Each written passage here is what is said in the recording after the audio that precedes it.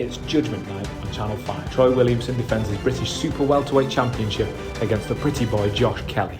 Who wins? Find out Friday, December the 2nd, 9 p.m, live and free on Channel 5. This fight, are you done to bring that pressure into this one? We're not talking about losing fights anymore. It's win, win, win all the way now. And with that said, then, how did you get the victory over Liam Smith? How? By showing up. By doing what I do best, which is searching and destroying. Chris, why is 60% generous for Liam Smith?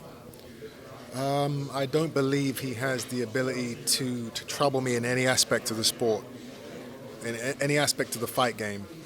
He's a very ABC type of fighter.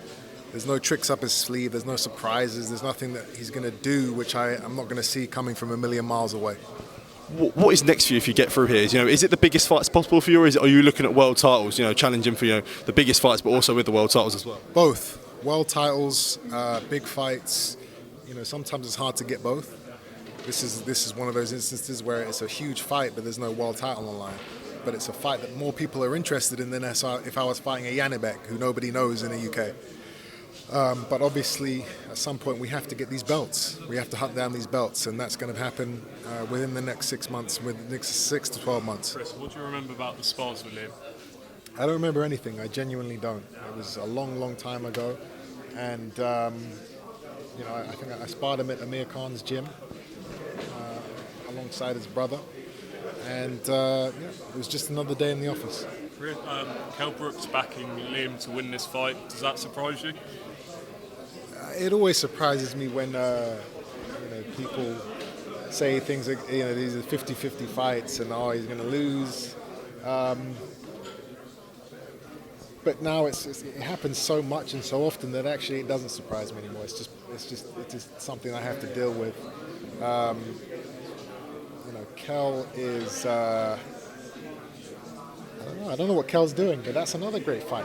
That's another fight that could happen potentially if he wants to come back out of retirement. So we'll see what happens. Chris, you've been in some huge fights, the girl grows. How does this fight compare? This is a big fight. This is a huge domestic fight, which is important. I love to give the UK fans these exciting fights, and it's good that we have a good fighter in Liam that's well known, that's proven, who's on a great run right now, that the fans can be excited about. It's a genuine fight. What's your feeling on the whole Conor Benn situation now? What's my feeling on it? I don't know. I don't know what's happening. He's MIA. He's gone into hiding, which doesn't look good. He needs to answer for the things that have gone on. He gave up his license. Did you see that? Did that surprise you? Yeah, he did that, which is another red flag. What can you do? He can't hide forever. Eventually, he's going to have to come out.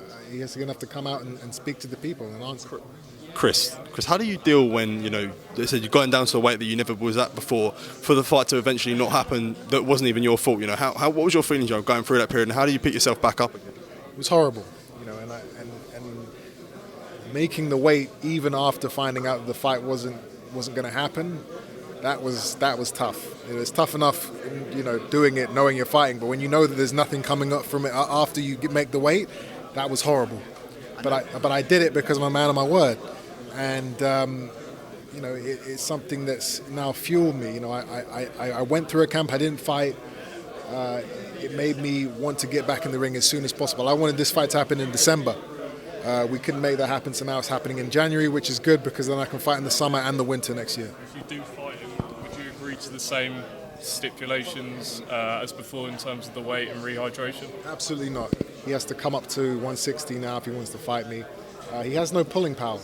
He has no credibility. He has no. The ball's in my court. So if he wants to fight, he has to do it on my terms. Chris, I know you're not looking past Liam, but there's some big names out there, Golovkin, Canelo's. He was rumoured to fight him some years ago. Do you still want that Golovkin fight? Absolutely. He has the belts. That's a fight where it's a mega fight and the belts are on the line, which is everything that I want. he didn't look good against Canelo, but that was because he put on weight that he's never put on before. He's not a super middleweight. I'm not a super middleweight. Let's get that fight made at middleweight for those belts. It has to happen. What would you say to people that would say you're fighting him when he's old and past his best? Nothing. I don't have anything to say to that. He has the belts, and I want him. Is the Saunders rematch bigger than that fight? The Saunders rematch is huge, just as big as that fight. Chris, you opened the press conference by saying that you're the bad guy. You got a lot of love after the Conor Benn situation. Are you still the bad guy? You tell me. I'm the same guy. You tell me. Are you the bad guy? I'm the same guy. I'm the same guy I was leading up to that fight. Nothing's changed, So, I was going to get booed into that arena. I know that. Now it'll probably be different. But, am I going to get booed into the Smith fight? I don't know. We'll find out. Is your father going to be in attendance on fight night? And what's the situation with him? There's a lot of rumours going around. Yeah, we're not doing anything on my dad for that. Okay. You're wearing a KFC hoodie, KFC jacket. Could you elaborate? Are you going to be eating KFC as part of the training camp? Absolutely. KFC is sponsoring me for this fight, supplying me with unlimited food and nutrition. And I ate KFC for the camp before Conor Benn, and I made the weight. So if it's not broke, don't fix it, right? Chris, are you still interested in the fight with Jake Paul? Yes, that is a fight that I would take just because it's there's so many people that want him to get his ass kicked, and who better to do that than me?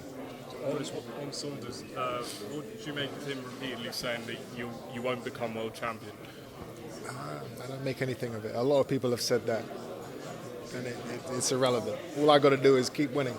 Chris, what do you think about Eubank versus Benn? What did you think of that fight? He's not a